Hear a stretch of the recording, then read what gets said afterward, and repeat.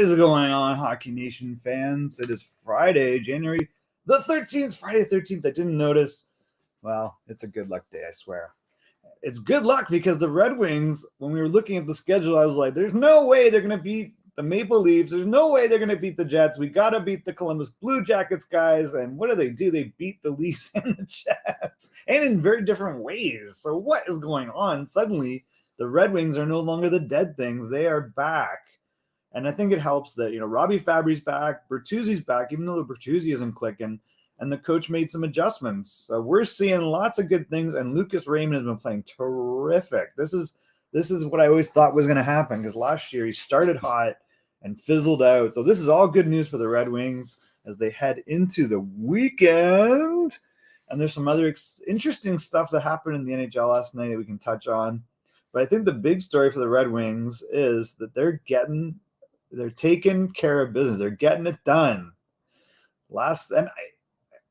A little bit weird. Like, this is definitely, going into this game, the Red Wings are 17-15, and they won a strange 7-5 game versus the Jets. They go back to Ville Husso. And I think a big part of this is take some of these numbers down below. You look at it, only 23 shots on net. So a little bit of a rough game for Samsonov, but not a rough game for Husso. They win 54-46 in the faceoff circle. So this is improved. The power play, they shut down the mighty Leafs. 0 for 3 on the power play, 10 penalty minutes for the Leafs. What's going on? 2 for 5.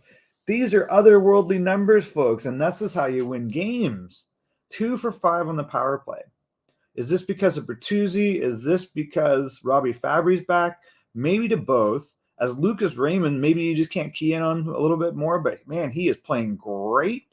15 hits to 18, so Leafs actually out-hit them. Weird trend here. Like, a lot of times the team that out-hits the other one, I think it's because they're chasing the puck and they're trying to get it back. 10-11 in blocked shots. So kind of interesting. It'd be interesting to think about why this is a trend. But now the Red Wings are 18-15-7. We'll have to take a look at the standings in a little bit. They started the game off right. Actually, let's jump to this. Lucas Raymond, absolutely playing terrific hockey, gets his 12th of the year. And we're going to take a closer look at his numbers. Robbie Fabbri getting 3. He's got his 3rd of the year. And look at this line. Fabbri, Berggren, and Kubalik.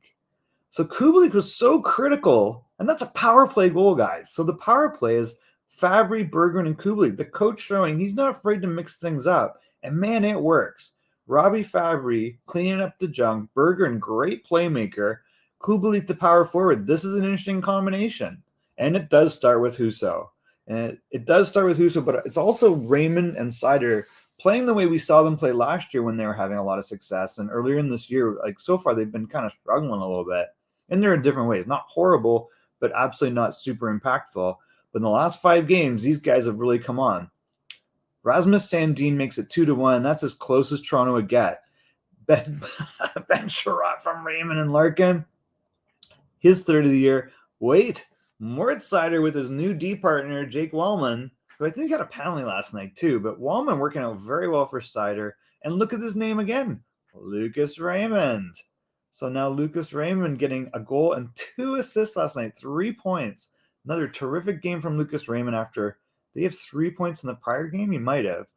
He at least had a goal and assist the prior game. I think he had a goal and assist in the prior game. So you look at him, he's just clicking. And we look at this game here. You're getting a lot of names there that are getting points. The one name I didn't see on the roster, unfortunately, that's a byproduct of this is Soderblom. Fabbri is a 20-goal scorer that mucks around. He can play second line minutes. He can play third, but he's better on the second line. But he's like an energy guy, and he's had a lot of injury problems, as you know. I followed Robbie. Like, if you go back, and I've said this before, if you haven't done this yet, do yourself a favor. Go to YouTube and look up the Mississauga Rebels versus the Toronto Marlies GTHL Championship. I can't remember if the year is 2014, maybe 13. Maybe it's before that. Geez, it might be. Maybe I'm dating myself. Robbie Fabbri with the Mississauga Rebels in the GTHL final versus Connor McDavid, Sam Bennett, Rowan McEwen's on that team. One of the Radish brothers is on that team. there's one other guy that was on that team, Josh Hosang. That was the GTHO final. You want to see these guys when they're 15 years old playing, and this has always been the rivalry, and they've always been great friends. So that's how old he's been around a while. Okay, and Robbie has always just been fast. He's in your face. He's fine scoring areas. He's not like maybe he had the potential, or maybe he has the potential of 30 goals, but I just think the injuries are always going to add up for him because he's just a small guy that plays, in dirty areas, and he's fast, and guys tag him. So I think that's the unfortunate thing. So his ceiling might be 25, 30 goals, but he's just like a meat and potatoes guy that everybody loves, and he rallies guys around him, and he scores you key goals. I love Robbie. I've always loved him. He's a great player, great kid. The injuries are really unfortunate. So that's kind of like my short of take it. But yeah, do yourself a favor and look on YouTube for that. It's pretty awesome. We were there. It was pretty amazing. All right, so Robbie Fabbri getting his 3rd goal since coming back. That is great news. Lucas Raymond, a 3-point night, only 15 minutes. What the heck? But 430 on the power play. So they're 2 for 5 on the power play. And, we go back and just look at so they got 1 power play goal here. No, that's a weird power play setup, right? Fabbri, Berggren, and Kubalik worked out pretty well. And then he gets an assist on the Mortiz Seider goal along with Walman. So this is our good news. Mortiz Seider's played so much better. How much better? How much more better has Mortiz Seider played with Jake Walman since being separated from Ben Chiraot? Well, let's start off with this guy, though. 6 points. So he did get a goal and 2 assists back-to-back games, 7 points in his last 5 games. He's got 29 points in 40 games. So that's a 58-point pace and 24 goals in the season. So this is good news. Okay, this is exactly what you want. Power play points, 14 out of 29. So you can see where he's really effective is along that half wall, breaking down the defense on the power play. Super skilled player. And I think getting a Fabbri back and creating a second power play line that's clicking, and if that's Berggren and Kubalik, so be it. Because I don't think it's Andrew Kopp. And Michael Rasmussen, as much as I like him, maybe wasn't getting it done. He can stand in front of the net and have good hands, but you need a second power play line. And Berggren being the playmaker, you probably have Kubalik as the bumper guy, or Fabbri, but Fabbri does dirty deeds around the net, so they probably rotate depending on strong side, weak side. That's a good news thing, and then it frees up Larkin and Raymond and Bertuzzi or whoever they put on the first one. All right, so that is what's going on. Good news. 2 assists for Larkin there. Again, you look at the forward line. There's only 1 forward, which is weird. But he suddenly is 56% in the faceoff circle as Andrew Kopp. And Andrew Kopp was really struggling beginning of the year in the faceoff circle. It was like 30, 40%. RJ Calabro, good morning, sir. Hope you are doing great. Thank you for joining. So I think a big part of this is, it's interesting, though. You look at Jake Walman. Where does this guy come from? He was like a throwaway, a throw-in on the, what's his name? The defenseman they traded, Nick, oh my goodness, what am I blanking out from? Who's the defenseman that they got from the Islanders? Wow, it's terrible. I can't remember his name now. And that went to St. Louis, who was a free agent signing, right? Or no, he came over in that deal with the Islanders. That's what it was. Nick Leddy. So Nick Leddy goes to St. Louis along with Luke Witkowski, and what comes back? Oscar Sundqvist in a second. Wow, he wasn't even part of that deal. How many deals has Stevie Yzerman done? Yeah, he was part of that deal, but it's really weird. Oh, it says, okay, it doesn't list his name because he says he's with that. All right, so got it. I was just looking on HockeyDB. So he was part of that deal. So the Red Wings get Jake Walman, Oscar Sundqvist, and a second-round pick for Nick Leddy and Luke Witkowski. This has worked out terrific because suddenly this guy's a top 4D and he's doing very well. You could see his progression. Yes, Leddy, that's exactly it. I was blanking on Nick Leddy's last name. Sorry, Nick Leddy. Thank you for the large haul you brought back. Sundqvist has been a really great addition. Big body, plays third line, can flex up on power play to get in front of the net, getting some points there. You got a second-round pick still to grab. And you got Walman, who has fixed the problem with Mortiz Seider, which was Ben Chiraot. Stevie Yzerman shaking up the bag, making it all work. So this is all good news. Lots of good things going on here for the Red Wings suddenly as they head in. Now they play the Columbus Blue Jackets, and you got to feel pretty good about this matchup, but don't get cocky, right? Because you know how that works. Columbus has lost 3 in a row. We want it to be 4 at the end of this, ideally, but you know, if you walk in here thinking that you're just going to have a cakewalk, do they go back to our friend? Let's take a look at who they're saying. Yeah, so tonight is Winnipeg, Pittsburgh, New Jersey, Anaheim, Edmonton, San Jose. Will the Wings make a move at the deadline? I'm trying to figure this out. You know, I wonder if they'll keep Bertuzzi. I could see them moving Bertuzzi. He's not really contributing offensively, but he's been hurt a lot, and he's really critical to this team. He's led the team in goal scoring. I like Bertuzzi, and yes, they have a lot of dry powder in there. I don't see them moving a Ben Chiraot. I think just put him in the right spot on the team. You know, what they need is another goalie. If they have a second goalie that's like better than Hellberg, obviously better than Nelkovic, that would be great. If they have one more defenseman, wouldn't hurt, but Jake Walman seems to be filling that role. He's playing 20 minutes a game. He's getting points. He's freed up Mortiz Seider to be Mortiz Seider. Good morning, Danny, and good morning, Johnny Golden, by the way. Thank you for your comment. Good morning, Danny. We'd love to have you in the morning. So going into this game, let's just take a quick look at it. They're saying Husso again. Korpisalo, one of the most overrated goalies in the NHL, is just like, they're like, there's 2 great goalies, Ms. Lurkins and Korpisalo in Columbus, and neither one has ever really lived up to that. Maybe part of it is the defense. But 3-game losing streak, 2-8-0 in their last 10, the Blue Jackets. They are in the Connor Bedard sweepstakes firmly. Korpisalo, 6-8-1. So those numbers aren't horrible on a pretty bad team. Much better than Ms. Lurkins, who had said he wanted to win a Vezina last year, which was, you know, honorable for the reasons that he wanted to. But they got to start putting Hellberg's numbers here. What is going on? So suddenly the Red Wings have won 2 in a row. They're 5-4-1 in their last 10. This is a very winnable game. This is positive, right? Good news story. Watch out for Kirill Marchenko. He had a hat trick in one game. He scored again in the next. So he's had 4 goals in his last 5 games. Lucas Raymond, as you can see, has been on fire. 7 points in 5 games, 6 of those in the last 2. That includes 3 goals. Mortiz Seider, 5 assists in that time frame. And I think he's played with Jake Walman that whole time, or most of it. Good news for Columbus is Adam Bachfest is in.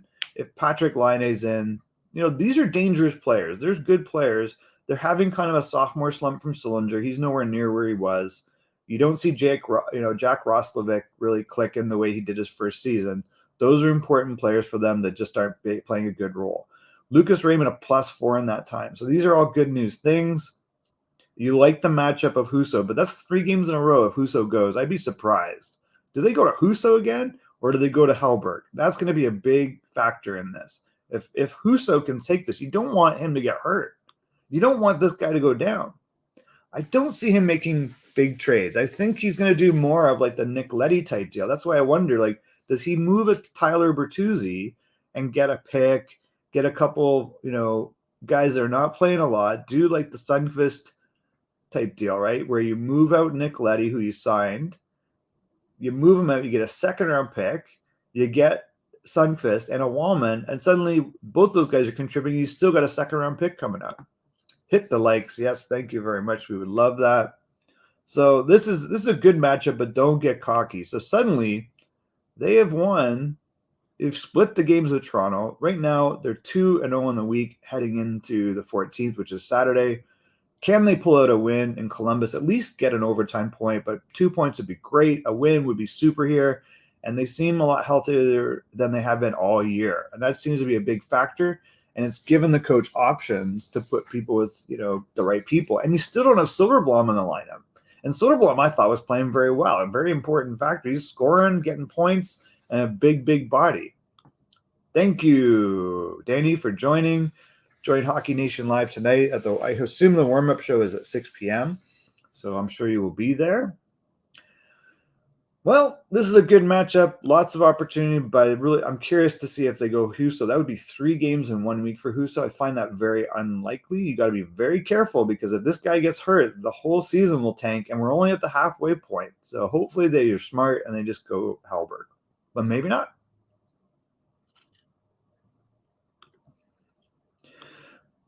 All right, I wanted to take a look. There was a couple of things that I wanted to look at. One, last night, let's see here. How do we get on this? All right, so I was looking at the matchup, obviously, but scores from last night. Hurricanes get in the win column again, as we mentioned. Blue Jackets have lost 3 in a row. Big win, lots of defensemen scoring. Pesce, Burns, Slavin, Pesce. What?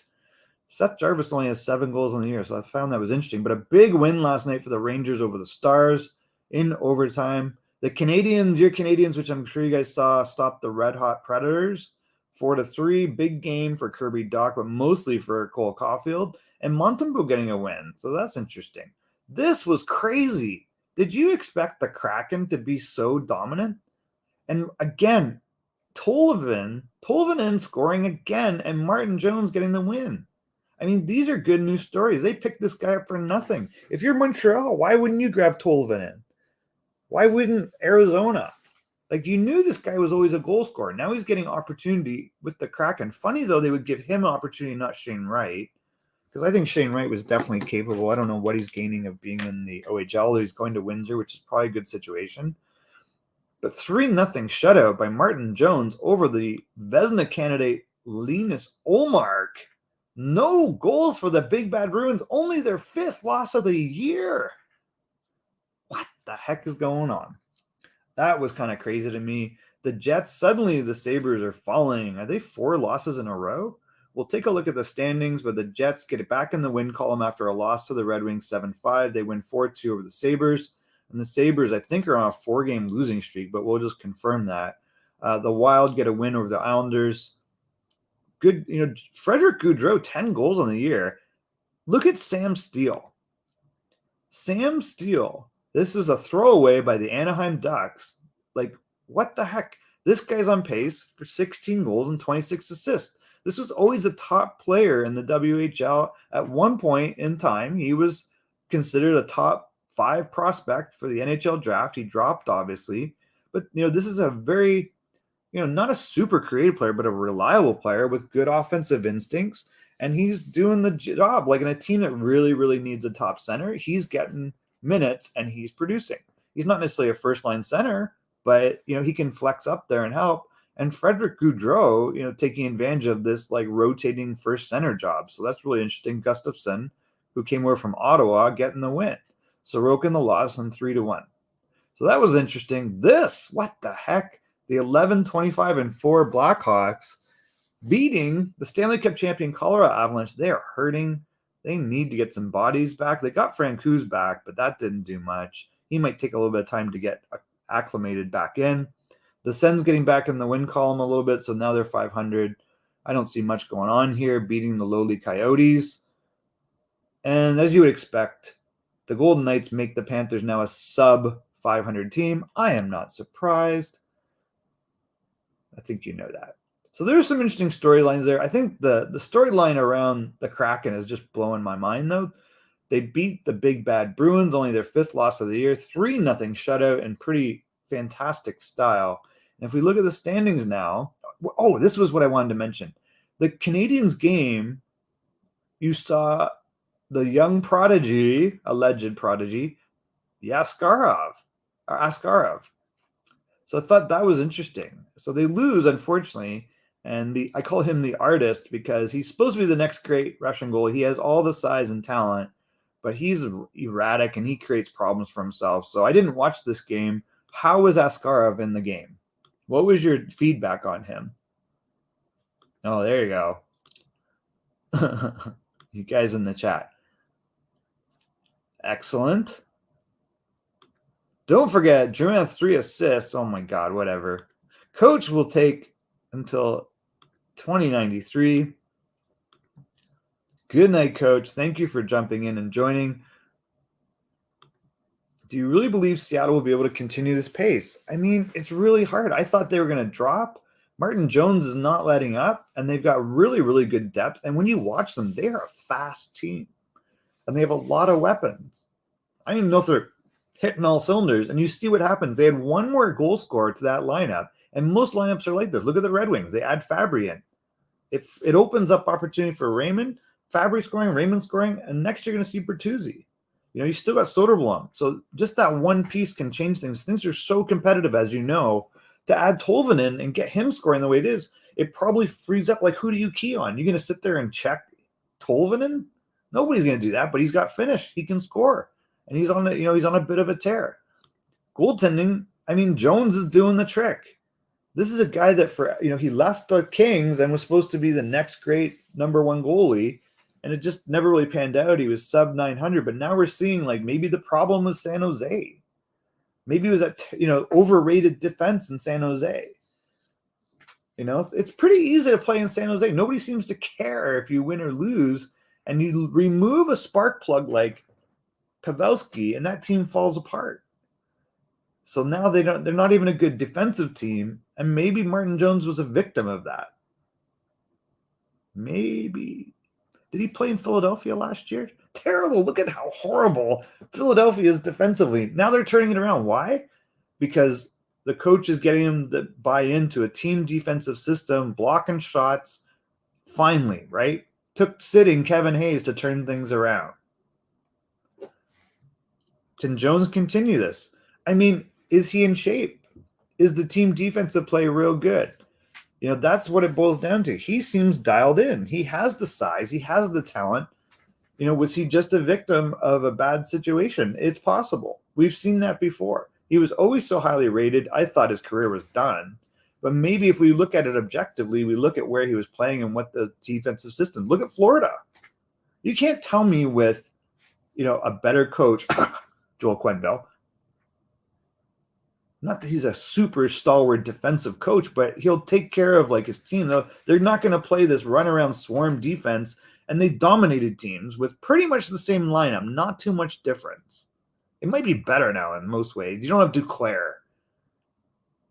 Florida's a mess because of the coaching and the defensive system and just the way Winnipeg was. So this is the same thing. San Jose, Philadelphia, it's taking a coach to straighten it out. So I think it's a big deal. I don't know. This is a coach that never has structure, and his teams always play chaotic.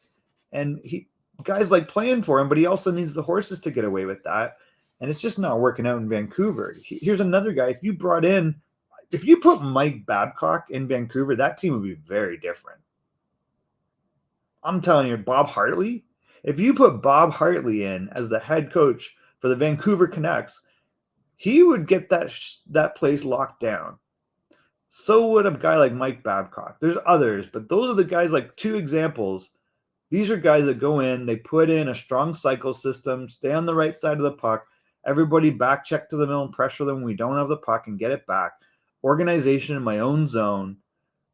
Give the goalies shots that are easy and take away shots that are moving them crease to crease. These guys have systems that work, and they get buy-in, and they create that culture where there's accountability. And Boudreau's a little looser, right? Bad fit maybe for Vancouver. I mean, Rick Tocchet, I like Rick Tocchet. That's not going to solve this problem. Where is Rick Tocchet 1? Rick Tocchet didn't get the job in Vegas. Bruce Cassidy did. Why? Aside from gambling. Rick Tocchet is not the solution there. You need a really top-notch coach because that lineup is not horrible. If you look at that lineup, it needs a leader that puts in structure and the guys respect, and he looks after the finer details. Is that Rick Tocchet? I'm not sure about that. I mean, would that be the best team that Rick Tocchet's ever coached, talent-wise? You got JT Miller, you got Peterson, you got Quinn Hughes. He's already coached OEL. Did he not coach OEL in Arizona? Did that work out? OEL needs a coach that goes, you're a veteran, you have all the talent in the world, play right or sit. Who's going to do that? Maybe Rick Tocchet, but I don't think Rick Tocchet would do that with OEL. I think Mike Babcock would. I think Bob Hartley would. I think Bob Hartley would put structure in. A lot of teams are crazy for not having a Bob Hartley in the NHL. This is one of the best coaches there are that's not in the NHL. It makes no sense to me. You could put a Trotz in, and he's going to do that, but I think he's too locked down. I think he's too tight. and he doesn't free up the talent. So you might have such a backlash there. I think a Mike Babcock would get the best out of everyone. He would adapt. He would make changes in who's paired up with who, the structure in the defensive zone, the principles of the team. Bob Hartley would do the same. If you had one of those two kind of guys, well, I don't know why he's out of the NHL. It doesn't make sense to me. I think he's just a forgotten guy. This guy's won a Stanley Cup. He's won championships wherever he's coached. I learned a ton through guys that learned from Bob Hartley. I mean, I've seen his principles and systems. And as a coach on the bench, like, and in practices, I learned so much about cycling. I learned so much about defensive zone coverage. I learned so much about killing penalties. I learned so much about running power plays. And it's all, a lot of it is, not just Bob Hartley, but a big chunk of what I know and put in, and man, it works.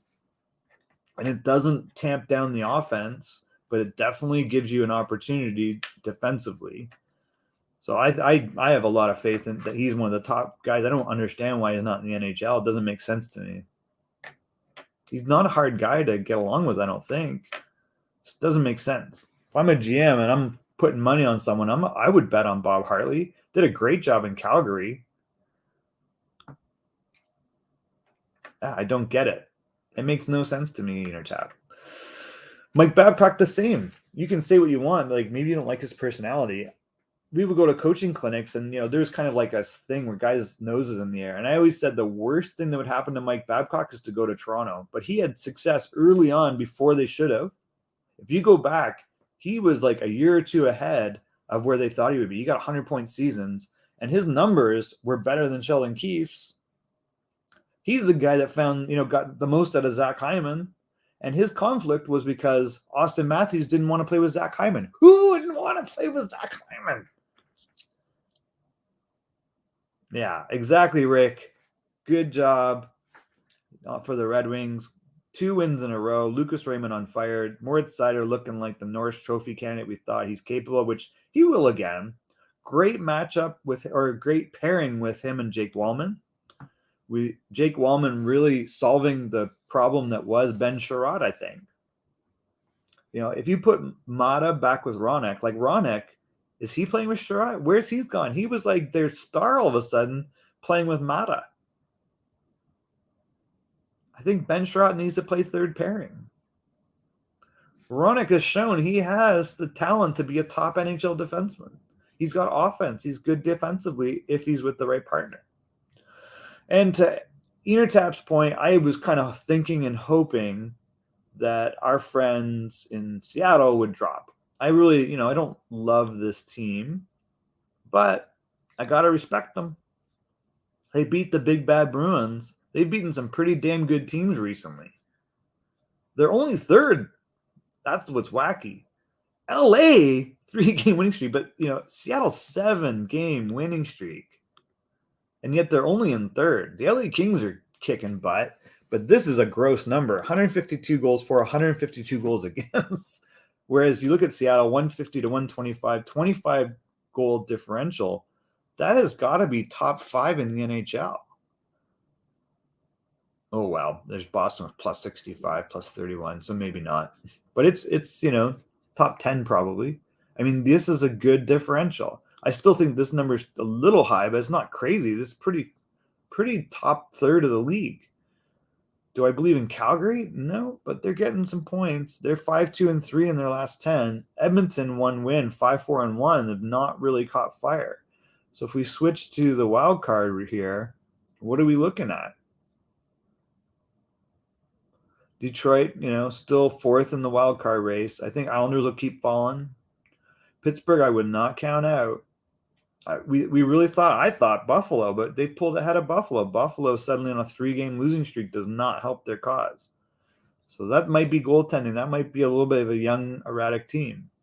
Minnesota, Winnipeg, and Dallas. I don't expect this to change much. Seattle, LA, and Vegas. If anything, I thought Seattle would drop down and Edmonton or Calgary would pop up. But I think there'll be a line here in the end. This team is very, very up and down like a yo-yo in Nashville. Colorado, man, I really thought this team would get its act together, but they got to get healthy. So interesting. If anyone's going to pop up, I would think Colorado would pop up, Calgary or Edmonton would fall out, and I was actually hoping Seattle would fall out, and it was everyone but Seattle, Calgary, Edmonton, and Colorado. That would be my preference. And there's still lots of time for that to happen, but that would be my preference. Well, the new one, Rick, you are the big winner. I mean, listen, they're both on the hunt. I didn't think that they would be able to turn it around. I didn't like the way Calgary was playing, but you know, I'm proven wrong again with Calgary every time I doubt them. Seattle's making the playoffs. I think they might. Seattle fans will show up no matter what. They have 30,000 season tickets sold for an arena that fits 17,000. They're not going to not sell out. They're top 5 in NHL revenue. They're a top 6 TV market. So they help overall the NHL. They're fine. They're not going to have any issues. They can miss the playoffs. But that doesn't mean they will. If you watch them, they're fast. Their power play is real good and actually pretty damn creative. And, you know, they're getting good goaltending. So those are all important things. All right. Seattle will regress. You think so? I hope so. Listen, I have no love for that team. I'm not like a big fan of them. I don't love them. I love that they picked the Kraken name, though. I will say that. They play in Climate Pledge Arena. I mean, what are we talking about here? Man, they thumped the big bad Bruins with their number one goalie. They shut out Montreal, 4-3 win over the Sabres, 8-4 over Ottawa, 5-1 over Toronto. 7-game winning streak here, guys. They beat Edmonton 5-2. I think this team might be for real. I mean, they're not going to go on endless winning streak, Enertap. But, you know, I don't think they're going away. And they got more, you know, like I said, they get one piece in Tolvanen, and that's a big difference for them. So as long as they're healthy, I don't see why they couldn't. You know, they got everyone's number 4 defenseman, but it seems to be working out. Vince Dunn getting points. You know, you got some pretty good personnel there. The trick is, can the goaltending stay up? But I don't see why not. You haven't seen a great. I think they might. I think they might. Or maybe this is it. Maybe this is the peak. Maybe the 7 games is pretty crazy, right? Did they go on a 4-game losing streak after this? Unclear. Let's take a look at who they got to play. But that's a pretty crazy streak. They've been thumping some good teams. Don't look now. They play the Chicago Blackhawks. You got to think they'll win that. The Tampa game will be tough. Tampa Bay barely beating, was it Arizona last night? And then they play Edmonton, another tough game, but we know they've already beaten them. New Jersey's going to be a tough game. So they got a tough schedule coming up.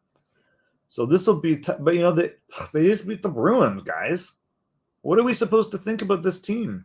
You got to think that maybe they'll split such a tough schedule, like back to back to back against really tough teams. Worth keeping an eye on them. Does Tolvanen keep up his goal scoring?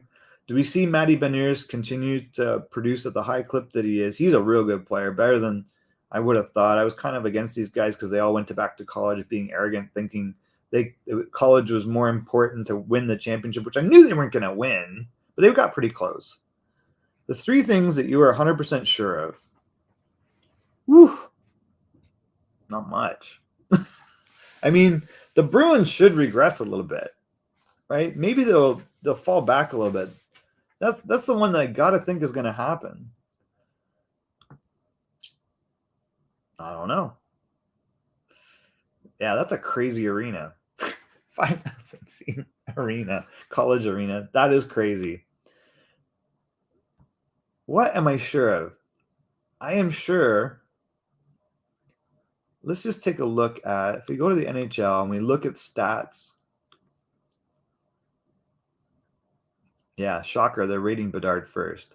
I'm pretty sure Connor McDavid is going to continue at this crazy clip as long as he's healthy, which I think he's going to be. 79 points, 43 games. I think he's going for 160. And, you know, if we follow him, the last 10 games of the season, he always crushes it.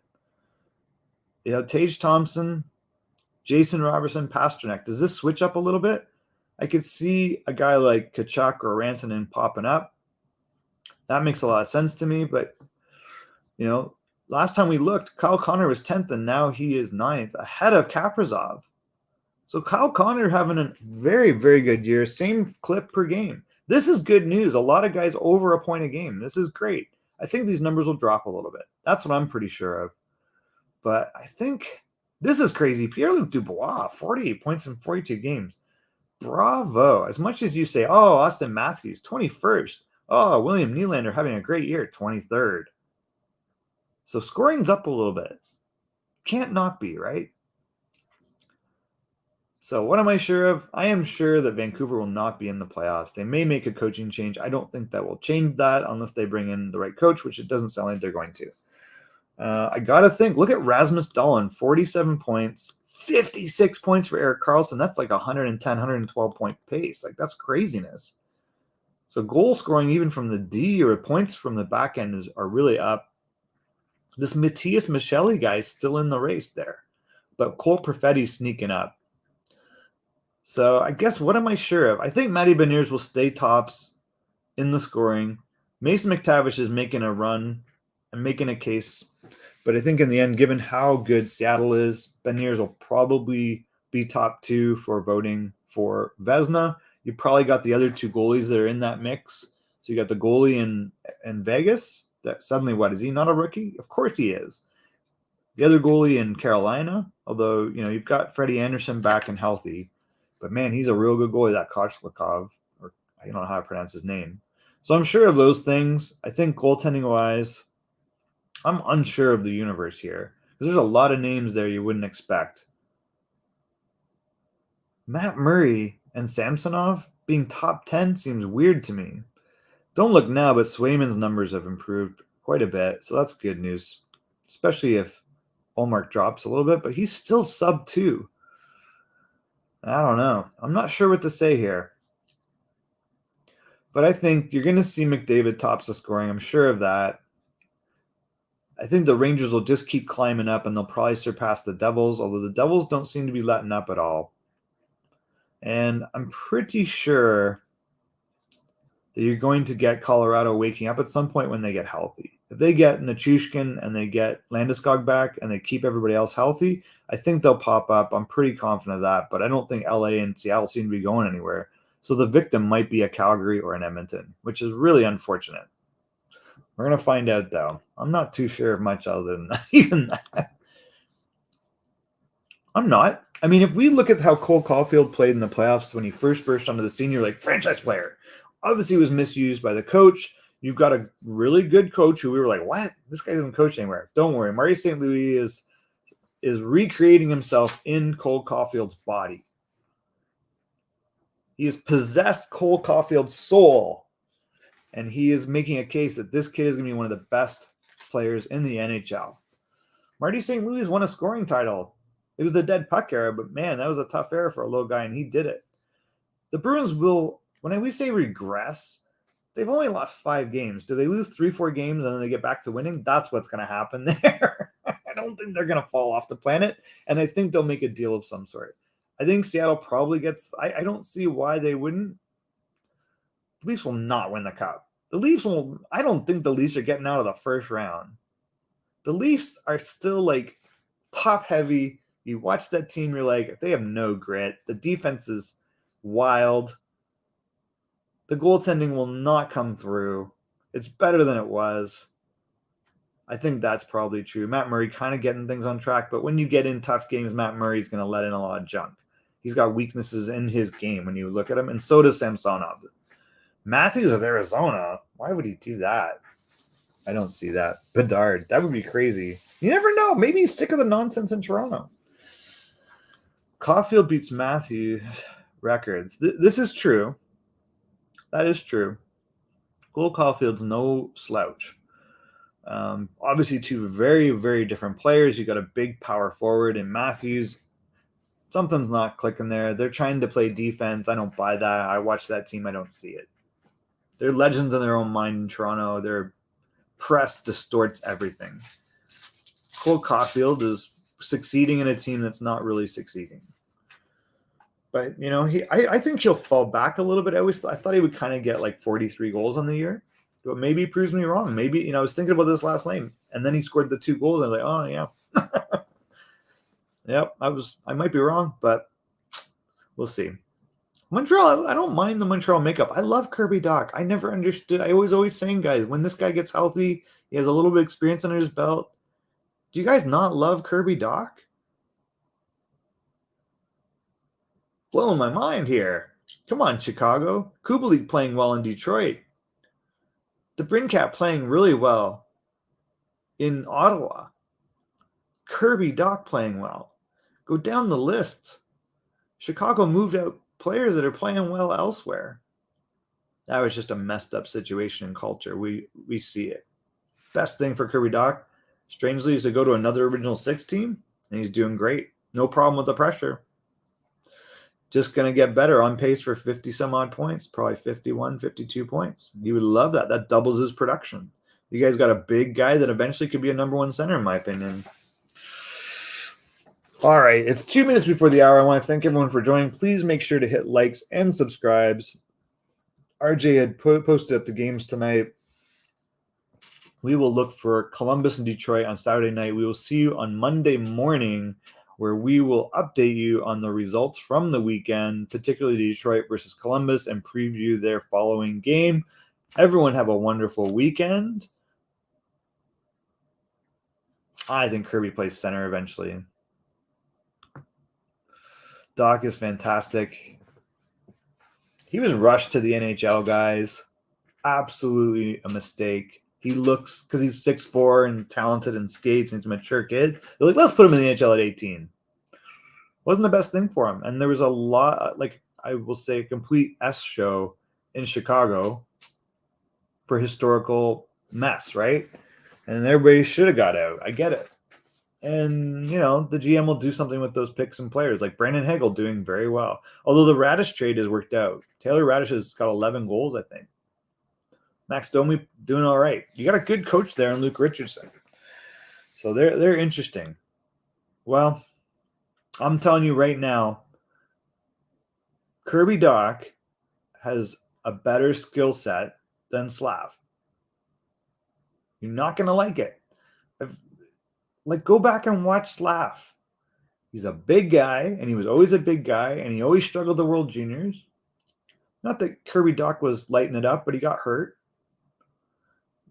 Kirby Dach's creative. He has a lot of tools that you would love. If he had played one more year in the WHL with our former coach, Mitch Love, who is now coaching the AHL for Stockton for Calgary. Actually, they moved that team? I don't know. No, might have. But if he had stayed one more year with Mitch Love, I'm telling you, he would be very much been ready for the NHL. I can try. Yeah, I'm down. Let me look at my schedule and make sure. Dach, one more year in the WHL. He would have, if you look at his numbers in the WHL, he didn't even hit his stride. He would have come in and had a 90, 100-point season. And that's, if he got that under his belt in the WHL, a little bit more physically mature, and Mitch Love's a hard coach. And he's very detail-oriented, very structured. He'll be in the NHL someday. Vancouver Canucks, you want a coach that's better than Boudreau from a structure point of view and a guy guys respect, because he was the captain of the Everett Silvertips. He was a tough man. Very, very well structured, very, very well prepared. Mitch Love. I can't see Calgary letting him go, but you never know. And you're seeing what the potential is. 1 year with Kirby Dach, physically more mature,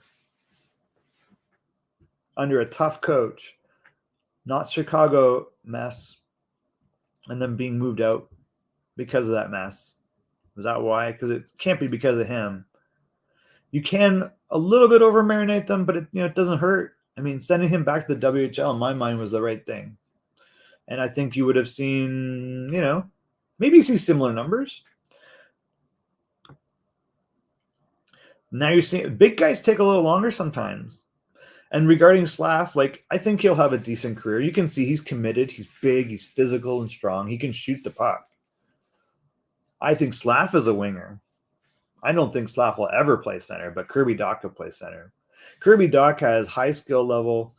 He's, he'll go in and dig, and he's a good straight ahead player. But when he figures out, because he has, the problem with the big guys sometimes with skill set like that is they'll make a move, and the room they move the puck to closes because their stick's longer and they're just a bigger body, and they're a little bit more of a easier target for the defenseman to take the puck away and break up the play. And when he figures out that time and space, playing sidewall, not necessarily having to go to the middle when he's playmaking, he's capable of being a number one center, in my opinion. Might take a little time. He might be 24. Yeah, he's still a little lanky, right?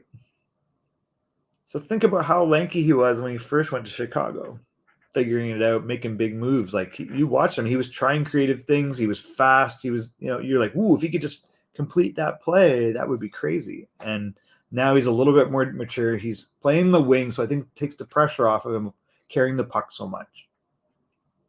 And you saw that with Dylan Larkin. When Dylan Larkin, was fast, but he's always trying to carry the puck, and guys it's easy to key on him, right? Now suddenly he doesn't have the puck so much. Lucas Raymond opens things up for him. And when he does have the puck, he can use his speed a little more for entries. He gets it in key scoring areas now because someone gets it to him. Big difference, right? And Kirby Dach will figure that out. I think you got a lot of upside with that guy. That trade's going to be a big win. I will, Slav. It's not a physical maturity thing, as we know. He's huge. I don't see him having the creativity. I think he is, if he plays center, he would be more of a, is he a second line center, but Jordan Stahlish? He's that type of guy where he's going to put the puck wide. He's going to put it outside. He's an okay playmaker. I think his passes are hand grenades, and I don't think he sees the ice very well, but he can shoot the puck. So you got to decide, would I rather just have a guy that can really rifle the puck? I thought Chicago was Tim Hortons hockey school. Oh boy, they won last night. What the heck? They won 3-2 over Colorado. Colorado hurting, man. Francouz did not look great. So I think Slav in the end is a winger, and you probably have more upside because maybe he's a 25, 30 goal scorer. You never know. Who's going to stop him? Owen Beck will be interesting as a second or third line center. He wasn't even the top 13 on Team Canada. It wasn't until Colton Dach, Kirby's brother, went down to shoulder injury. I think it's a shoulder or a broken arm from the World Juniors, and Owen Beck drew in, and he played pretty well. He's just a really reliable center. I think that translates to a second or third line stalwart, and that's what you look for. All right, guys, it's 5 minutes after the hour. I'm going to wrap it up. We will try to see you tonight, 9 p.m. Eastern on the pregame skate. What the heck's it called? I forgot. The warm-up show. I will try to join you in your tap. Let me just check my schedule. Otherwise, everybody have a wonderful weekend. Lots of hockey coming up. And I will see you guys on Monday where I will recap. I will be in Switzerland. Updating you on the Detroit Red Wings and how they did against Columbus Blue Jackets and previewing the rest of the week, which I think their game after that is probably Arizona, but I'll have to double check. Have a wonderful weekend, everybody. See you guys, Hockey Nation Live fans. Please hit likes and subscribes and share this with your mother, your father, and your granny too.